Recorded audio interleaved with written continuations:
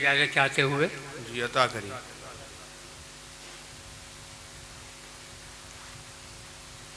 एक शेर जावेद नासिर भाई के सामने यूँ कहा, काजी नासिर साहब हो गए ज़ेरे मज़ार।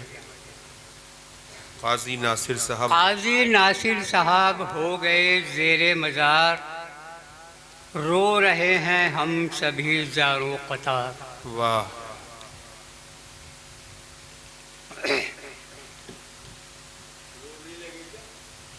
वाह। अच्छा, आगे एक इसके बाद ये मसला हाजिर करता हूँ। जी अता करिए। गमज़दा हैं यूं अदब के चिराग जलाने वाले। वाह। गमज़दा हैं यूं अदब के चिराग जलाने वाले, जुदा हो गए नासिर साहब उर्दू के सजाने वाले।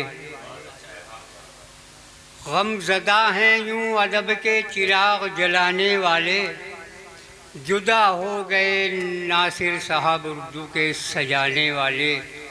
अब फलक के सितारों की तरह रोशन हुए वो, फलक के सितारों की तरह रोशन हुए वो, यूं उन्हें कभी भुला नहीं पाएंगे ज़माने वाले। वाह वाह वाह। और सभी गम दूर हो गए जो थे हयात के, सभी गम दूर हो गए जो थे हयात के, बस लहद तक ही महदूद थे ज़माने वाले, बस लहद तक ही महदूद थे ज़माने वाले। और मौलाए करम तुरबत नासिर को पुरनूर बना दे। वाह।